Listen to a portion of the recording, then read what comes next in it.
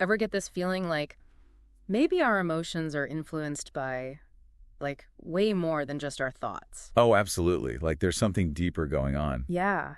We're diving into this idea that our immune systems are way more connected to our emotions than we realize. It's a fascinating concept for sure. I've been reading this article by James Berryhill called Immune System, the Evolutionary Root of Emotions and Behavior. And get this. Okay. It basically says that, like, our emotions exist purely to help us survive and reproduce. Wow. So no deeper meaning to our feelings, just pure evolutionary biology at work. That's what this article is arguing. What do you think about that?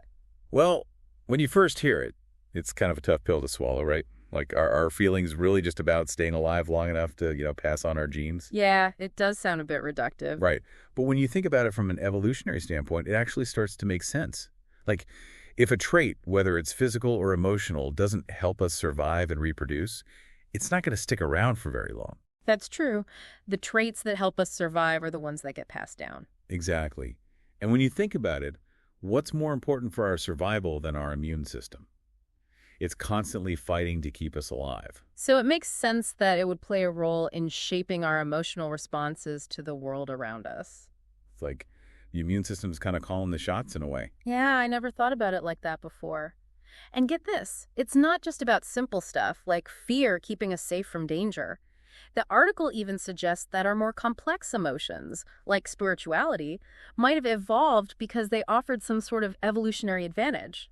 That is really interesting. So you're saying that even something like spirituality could be tied to survival. That's what the article is saying. I mean, it makes you think, right? Yeah. Spirituality often involves a sense of community, and stronger social bonds mean a better chance of survival for everyone. Right, because if a group is more likely to survive together, they're more likely to pass on their genes as a group too. Exactly.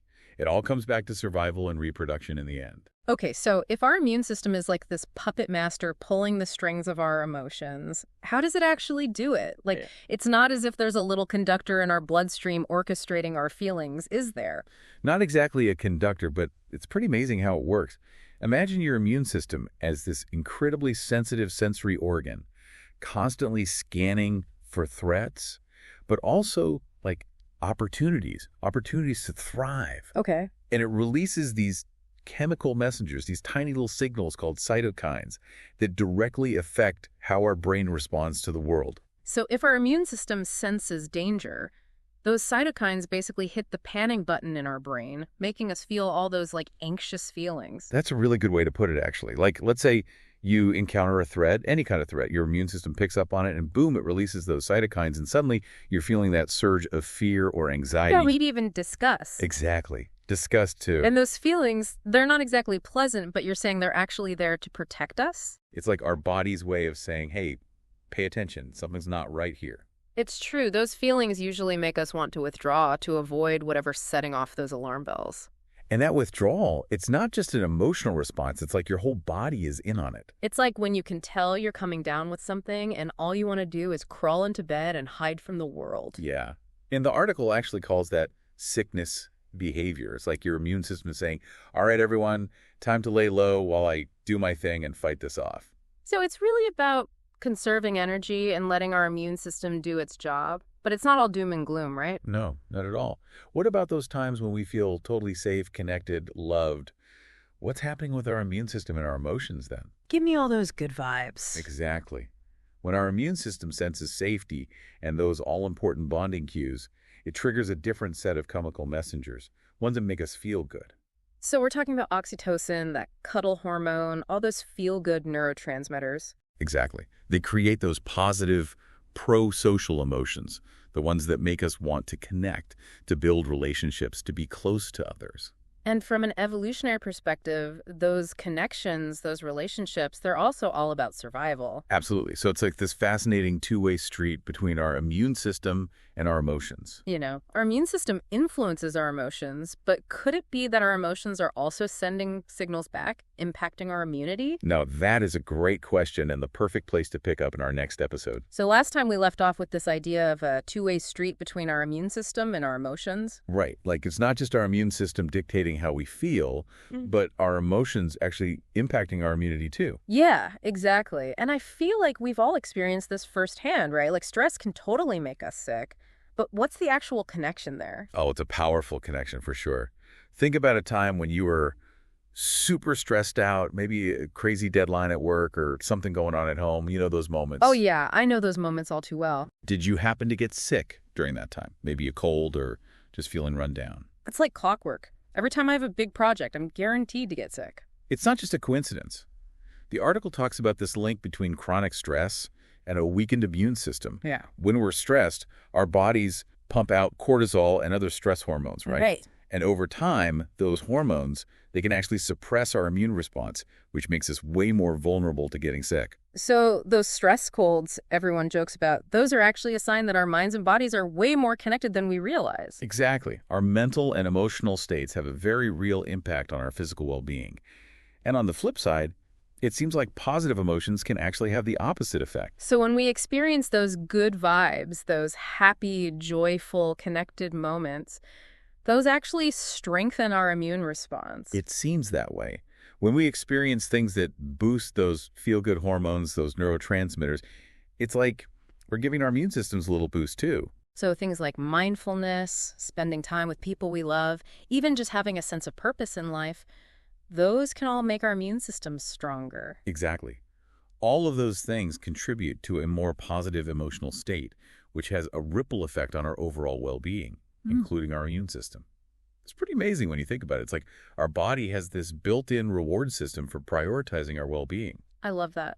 So we've got stress, weakening the immune system, positive emotions, strengthening it, and then there's this whole other layer of the placebo effect, which honestly blows my mind a little bit. It's wild, right? This article mentions how simply believing in a treatment can lead to better outcomes, like just the power of our minds can influence how well our bodies can heal. It's truly remarkable. The placebo effect is like the ultimate example of the mind-body connection. It's not just wishful thinking either, you know. There are actual studies showing that just believing in a treatment, even if it's a sugar pill or something, can cause real physiological changes in the body. So our mindset, a positive attitude, those things can actually make a difference in how quickly we recover from an illness. It seems that way. And what's even wilder is that the opposite is true too, that nocebo effect. Right. Like if we expect negative results, if we're constantly worrying and expecting the worst, it can actually worsen our symptoms. That's kind of scary when you think about it. It really highlights just how deeply intertwined our thoughts and beliefs and expectations are with our physical health, our ability to heal. It's like our bodies are listening to our thoughts and reacting to them all the time, even if we don't realize it. And get this, it goes even deeper than that. This article mentions something about how the immune system can actually influence neurogenesis. Neurogenesis, now that's a big word. What is that again? It's the creation of new brain cells. Wait, so taking care of my immune system could actually be good for my brain? That's what the research suggests. Apparently, the immune system plays a role in, like, maintaining a healthy environment in the brain, which is super important for things like learning and memory, even our mood. Okay, now my mind is officially blown. So not only does our immune system influence how we feel, but it might actually impact how we think, too. This is heavy stuff. Right. It really makes you appreciate just how complex and interconnected our bodies and minds truly are. Okay, so we've covered a lot of ground here, but it gets even more interesting, even juicier, I guess you could say, when we bring love and relationships into the mix. Oh, yeah, this is where it gets really interesting. You ready to dive into that? Okay, so last time we were talking about how our immune system might actually influence neurogenesis. Right, like it could even impact our brain health. Wild stuff. Totally. But get this, it gets even wilder when we bring love and relationships into the picture. Ready for this? Oh, I'm ready. This is where it gets really juicy, right? It really does, because we're basically talking about love, sex, and the immune system. You got it. And it might sound strange at first, but think about it. Attraction, relationships, it's all about creating healthy offspring, passing those genes on. At least that's how evolution sees it. Survival of the fittest, but this time it's in the dating pool. Exactly. And guess who plays a starring role in this whole mating game? The immune system, of course. No way. So how does that even work? Does our immune system, like, size up potential mates for us or something? In a way, it kind of does. Remember those chemical messengers we talked about, the cytokines? Well, our immune system uses them to send out signals too, pheromones. Pheromones. Okay, so we're talking about those invisible signals that, like, attract us to each other. You got it. And it seems like a strong, healthy immune system makes for some pretty attractive pheromones. It's Yeah, like yeah. our bodies are sending out these little advertisements saying, hey, check out my awesome immune system. I love that. So we're unconsciously drawn to people who smell like they have a good immune system. Yeah. On a subconscious level, yeah.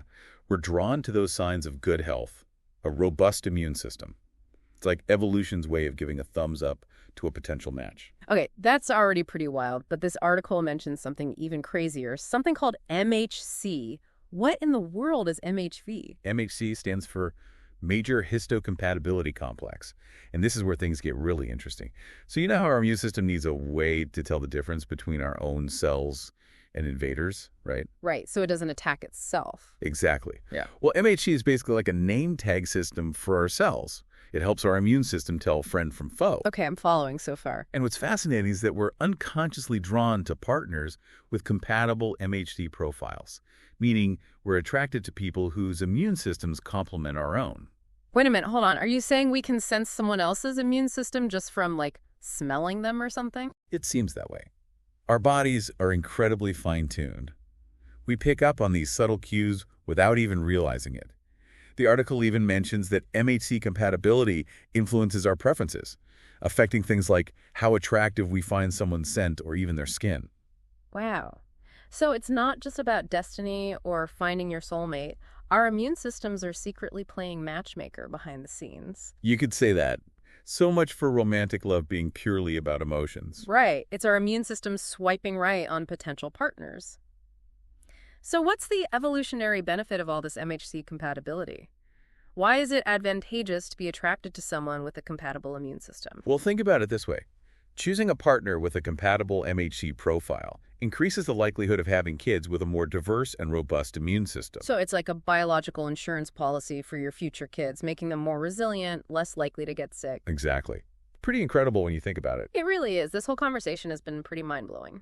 I know, right? It really challenges our assumptions. Like, we think our emotions are so personal, so much a part of who we are, but this research suggests they might be influenced by this ancient system designed for survival. Right. It makes you wonder how much free will we really have over how we feel if our emotions are so tied to this primal urge to survive and procreate. That's the million-dollar question. Yeah. And it's something I think we all grapple with in different ways throughout our lives. It's a lot to wrap our heads around. It really is. But hey, if nothing else, maybe this gives us all a little more compassion for ourselves and each other. Absolutely. And maybe it highlights how important it is to take care of ourselves, both physically and emotionally, because our mental and physical health are so deeply connected. Well, on that note, we'll leave you with this. If our immune systems play such a big role in how we feel, in our relationships, and our overall well-being, what if taking care of our immune systems could actually make us more compassionate, more loving, more connected partners? It's definitely something to think about. And if this topic has piqued your interest, we highly recommend checking out James Berryhill's original article on Substack, Immune System, the Evolutionary Root of Emotions and Behavior. Until next time, keep exploring, keep those conversations going, and most importantly, keep those immune systems strong.